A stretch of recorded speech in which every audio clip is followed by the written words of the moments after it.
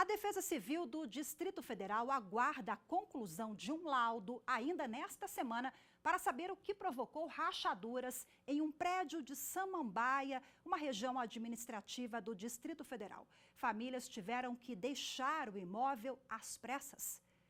Este foi o segundo caso de problemas em estruturas de edifícios registrados neste mês. O outro foi em Praia Grande, em São Paulo. A repórter Carolina Chaves conta como fica a situação das famílias que ocupavam esses imóveis. Esses dois prédios com kitnets em Samambaia, região administrativa a 32 quilômetros de Brasília, foram interditados pela Defesa Civil na semana passada por apresentar rachaduras. Um dos edifícios estava desocupado, no outro, 4 apartamentos estavam ocupados com 9 moradores. Ivelton é um deles e teve que sair às pressas com a mulher e 3 filhos. Eles são da Bahia e estão na casa de um amigo. É aquela sensação de impotência, porque você vê a sua família na rua e literalmente você não pode fazer nada, porque todas as coisas que você tem lá dentro, você só tem que... não dá para descrever, é uma sensação de impotência. Os bombeiros e a Defesa Civil ainda não sabem o que motivou as rachaduras nas paredes da edificação. Um laudo de segurança deve ser apresentado até quinta-feira. Ivelton e os outros moradores estão recebendo assistência do proprietário.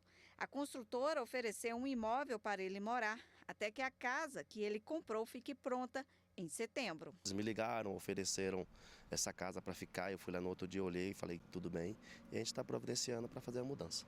Na semana passada, em Praia Grande, litoral de São Paulo, 250 moradores também tiveram que ser retirados deste prédio de 23 andares por risco de desabamento.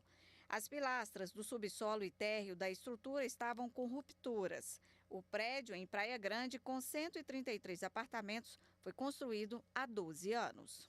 Ao contrário de Ivelton, que recebeu o apoio da construtora, as famílias de Praia Grande não receberam nenhum tipo de assistência. Elas estão em casas de amigos e familiares, sem previsão de retorno para suas casas.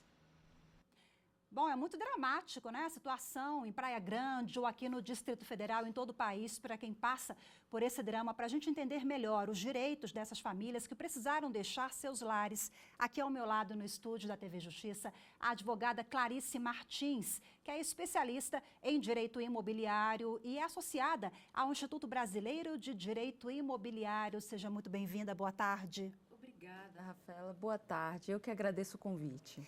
Bom, explica pra gente, em primeiro lugar, é complicado comprovar de quem é a responsabilidade? Nós vimos na reportagem 2 casos completamente diferentes, né? Mas atestar de quem é a responsabilidade para, a partir daí, cobrar é um primeiro passo que já é difícil? E por quê? Sim. É um primeiro passo importantíssimo e muitas vezes complicado, certo? Porque vai demandar prova pericial. Então, a simples informação de um pedreiro, de um profissional da construção civil, ela não é vista como prova no judiciário. Então, é preciso elaborar um laudo técnico por um profissional habilitado, um engenheiro, um arquiteto ou profissional que melhor se adequa àquela situação, para que possa primeiramente verificar quais são os vícios estruturais existentes, né? E de quem será a responsabilidade pela existência desses vícios. Enquanto esse laudo não sai, quem paga a conta desses moradores que estão pagando aluguel porque não tem moradia ou vivendo na casa de parentes? Veja bem, muitas vezes as pessoas encomendam esse laudo a profissionais, esse laudo é feito por um técnico, né? Ajuiza-se uma ação judicial para que essas pessoas pleiteiem junto ao judiciário uma obrigação de fazer, de reparar esse dano e também os custos com a locação de imóveis enquanto elas não podem retornar para suas casas, né? Faz um pedido liminar e quem responde por isso é aquele causador do dano. Então, muitas vezes, antes do laudo pericial elaborado dentro do trâmite processual, ele já vem com laudo preliminar de um assistente técnico contratado para que verifique de quem é a responsabilidade e já possa, através de liminar, pleitear que se custeie essa estadia enquanto eles não podem retornar para a residência, se é que eles vão conseguir retornar. Quando a responsabilidade é da construtora, isso fica comprovado, a probabilidade de recebimento é maior? Porque nem sempre a responsabilidade é da construtora, pode ser de um morador, por exemplo. Isso mesmo. Quando a responsabilidade é da construtora, muitas vezes a gente tem uma probabilidade maior daquele consumidor vir a receber os reparos, né? Vir a receber os custos daquilo que ele despendeu, tanto para reparar, né, como para custear aluguéis e tudo mais em outro local. Por quê? Porque se aplica-se o Código de Defesa do Consumidor e aquela construtora, ela tem um lastro patrimonial maior, muitas vezes, que tem como realizar o ressarcimento daquilo.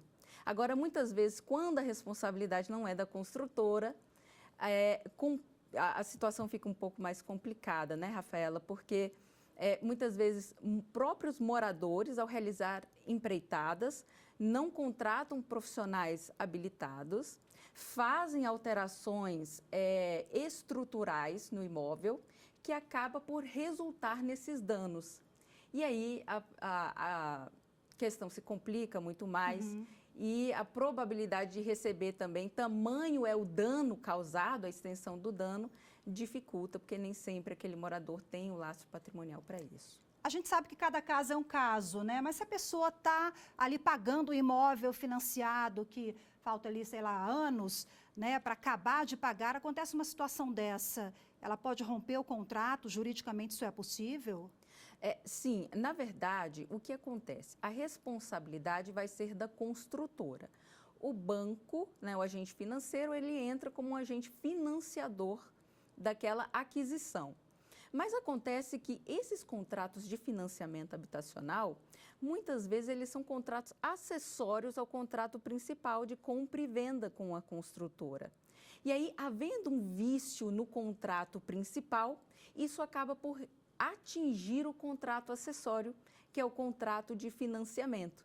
Então, muitas vezes, em que pese o agente financeiro dizer que não há responsabilidade e, portanto, o contrato continuaria com todos os seus efeitos, há a possibilidade de pedir a rescisão contratual por ser um contrato acessório ao principal.